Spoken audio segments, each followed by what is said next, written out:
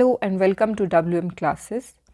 आज की क्लास में हम डेवलपमेंटल इकोनॉमिक्स की जो वेरियस थेरीज है ग्रोथ की वो हम स्टार्ट करने जा रहे हैं। तो जो फर्स्ट थेरी है जो हम डिस्कस करेंगे that would be Rostow's theory of economic growth which is basically a 5 stage model.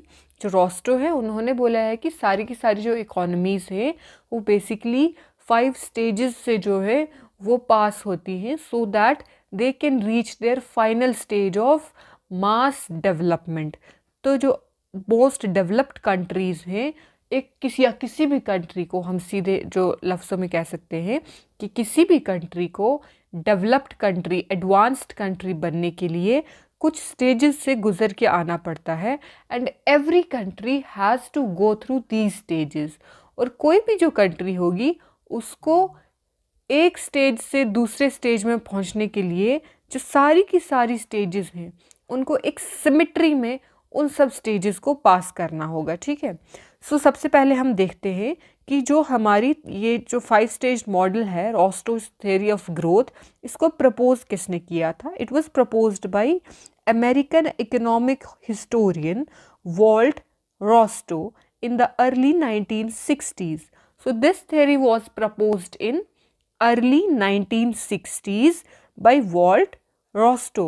Now Walt Rostow is an American economic historian. ठीक है, so Rostow was a propounder of free market capitalism. ठीक है, उनका कहना था कि there should be limited government intervention and the market should be set free.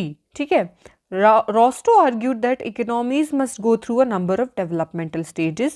ये जो इन्होंने 5 developmental stages दी थी, ये argued that किसी भी economy को इन सब developmental stages से होके गुजरना पड़ता है so that they can attain a greater economic growth। Okay, also he also argued that these stages have to be followed in a logical sequence and each stage could only be reached through the completion of the previous stage। अगर आप पहली stage cover करोगे तभी आप next stage पर पहुंच पाओगे। तो अब हम देख लेते हैं कि ये स्टेजेस कौन सी थी। So the first stage was stage first. Stage first was traditional society. Traditional society जो पहली स्टेज है ट्रेडिशनल सोसाइटी में, यहाँ पे क्या है, सबसे ज़्यादा लोग जो है डिपेंडेंट किस चीज़ पे हैं, एग्रीकल्चर पे। इसके कैरेक्टरिस्टिक्स क्या होंगे जो ट्रेडिशनल सोसाइटी है, पीपल डिपेंडेंट ऑन एग्रीकल्चर। ठीक है, सबसे पहले then there will be low level of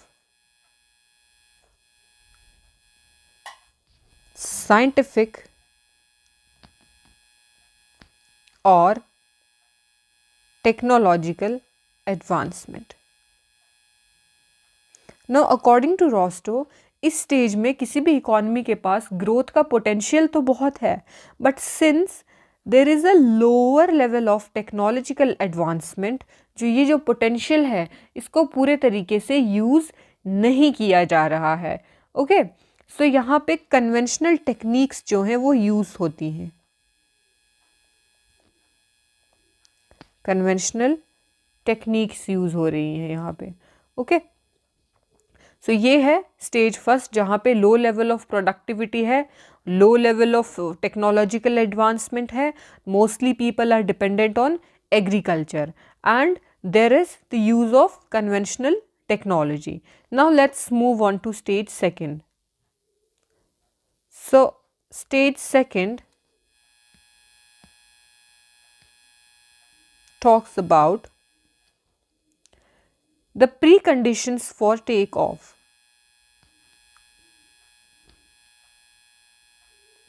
The preconditions for takeoff। Now once कोई भी इकोनॉमी जो है वो अपनी ट्रेडिशनल सोसाइटी वाली जो उसकी स्टेज है उससे जब निकल रही है तो उसके बाद वो कहाँ पर आ जाएगी, pre conditions for take of.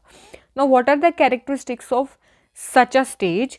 यहाँ पे जो सोसाइटीज़ हैं they are in the process of transition and they are building up conditions, जहाँ पे विद टाइम क्या होगा कि उनको वो कंडीशंस मिलेंगी जिससे कि वो एक ट्रेडिशनल सोसाइटी से मॉडर्न सोसाइटी की तरफ जा पाएँ। ओके, सो इसका फर्स्ट कैरेक्टरिस्टिक वो वी वुड से इज कि it is in the process of transition, the country is in the process of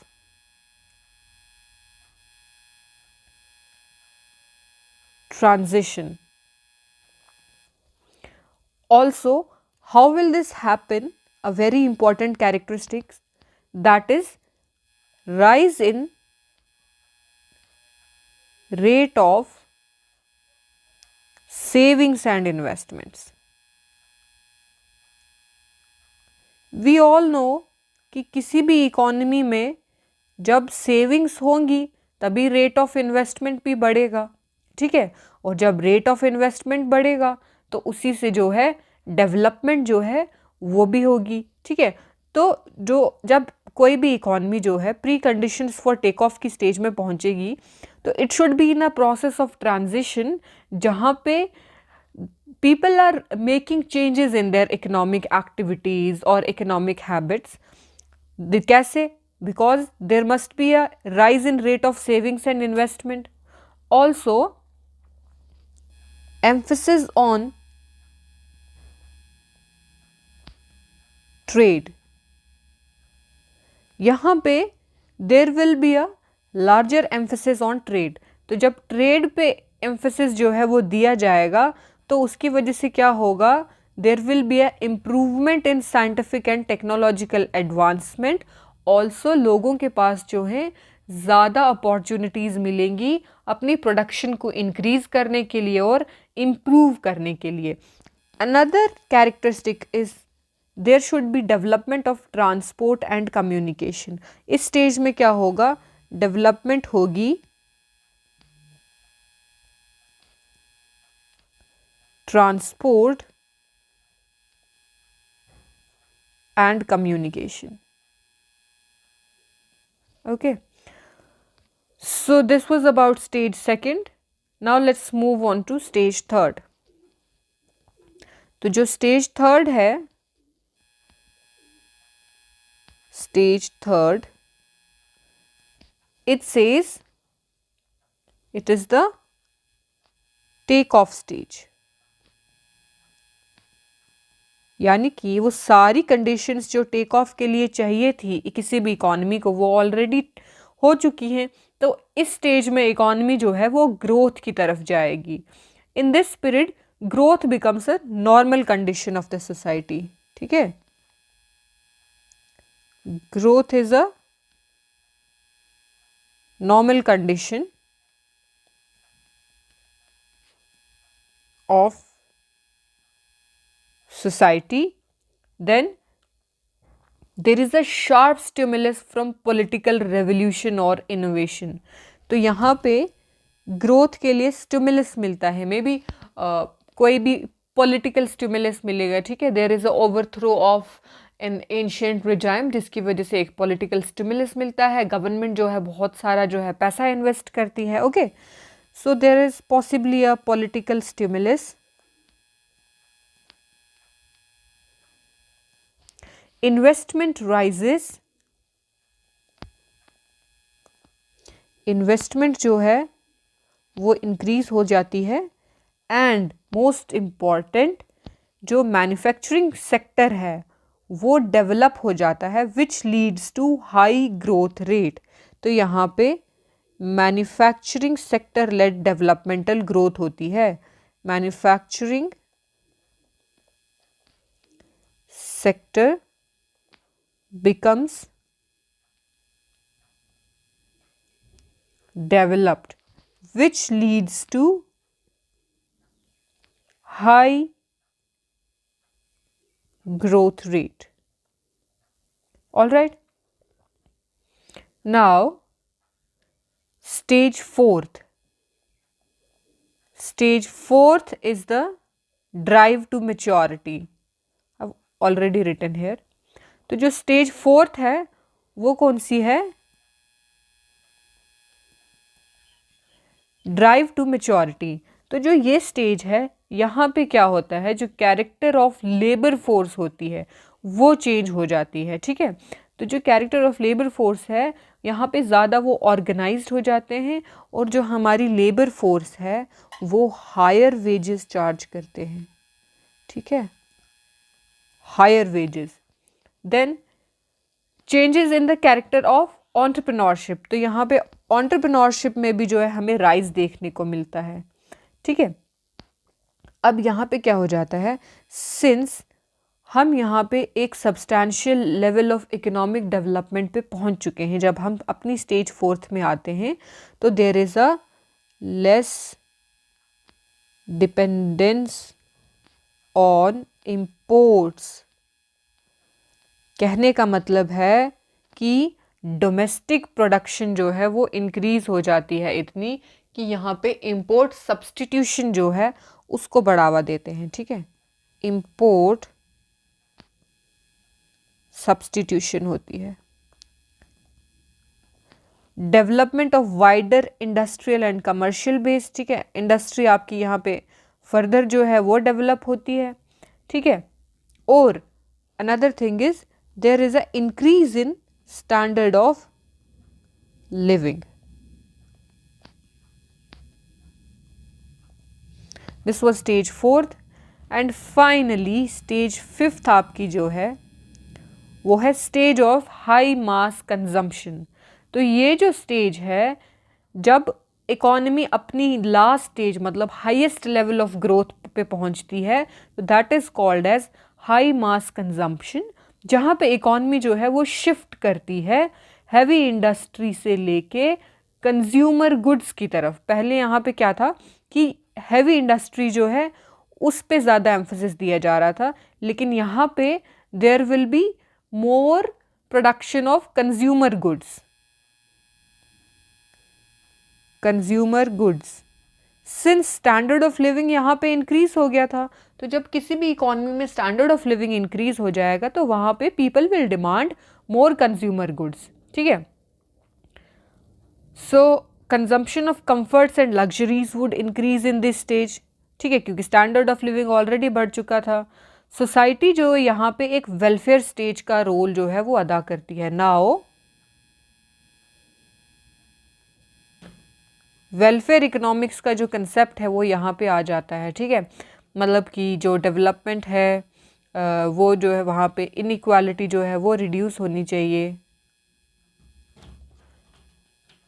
ठीक है। फिर उसके बाद खाली इकोनॉमिक ग्रोथ नहीं होनी चाहिए, ओवरऑल इकोनॉमिक जो है डेवलपमेंट होनी चाहिए।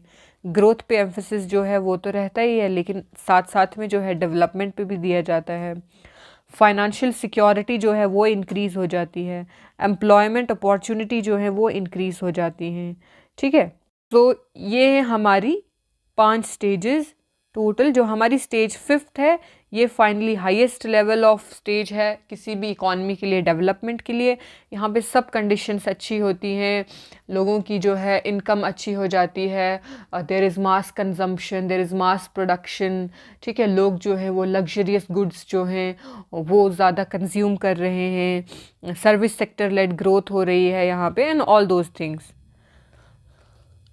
So the first stage is traditional society, which leads to preconditions for takeoff. Then finally the economy reaches to the takeoff stage.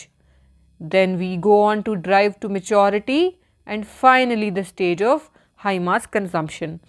ये सब तो ठीक है, but along with this there are various criticism. जो ये theory है 5 stages of growth, इसके काफ़ी सारे criticism है। The first criticism is narrow focus on economic growth, ठीक है। तो ये यहाँ पे खाली जो है इकोनॉमिक ग्रोथ की बात कर रहे हैं, there is no focus on development, development का नाम ही नहीं है यहाँ पे, ठीक है। लैक ऑफ एम्पेरिकल सपोर्ट, तो ये खाली कुछ ही जो कंट्रीज़ हैं उनकी ग्रोथ मॉडल को देखकर ये पूरी की पूरी जो है ग्रोथ मॉडल बना दिया गया है। Now there are various countries जिन पे ये मॉडल अप्लाई नहीं होता है, ठीक है। जैसे कि हम कह सकते हैं कि जो कनाडा जैसी कंट्रीज़ हैं, ओके, उन्होंने ये स्टेज जो टेक ऑफ वाला स्टेज है ना, वो सीधा they went from traditional society to take off. Pre conditions for take off की ज़रूरत ही नहीं पड़ी, because pre conditions for take off were provided by countries like Europe. तो इस तरीके से we can say that there is a lack of empirical support, does not account for external factors. Obviously we know that economics is not that simple, ठीक है, कहीं पे भी growth हो रही है सिंपल इन सब चीज़ों की वजह से, it's not simple as that. Obviously there are external factors, किसी और इकॉनमी में क्या हो रहा है, कहीं पे जो है डिप्रेशन चल रहा है, कहीं पे जो है एक्सेसिव ग्रोथ है, कहीं पे कोई इकोनॉमिक बबल बन गया है। So all those things will have effect on the other countries as well, the positive as well as negative. तो वी कैन नॉट से कि एक इकॉनमी जो है वो पहले एक स्टेज पे आएगी, फिर दूसरे स्टेज पे आएगी, तीसरे पे आएगी, फोर्थ पे और फिफ्थ पे आएगी, और उस पर जो एक्सटर्नल सेक्टर्स जो हैं, एक्सटर्नल इकॉनमीज जो हैं आउट ऑफ दैट इकॉनमी, उनका इफेक्ट होगा ही नहीं। Also there is a Eurocentric bias. हम देख रहे हैं कि since Rostow was a western economist, he was an American economist, तो इस मॉडल पे ज़्यादा जो है वो अमेरिकन इकोनॉमीज़ जो हैं, या we can say European American economies, उनके बेसिस पे ये जो है ग्रोथ थ्योरी ज़्यादा बनी हुई है। So this was it. I hope you all understood. Thank you so much. Keep learning, keep supporting, and keep subscribing. Thank you so much.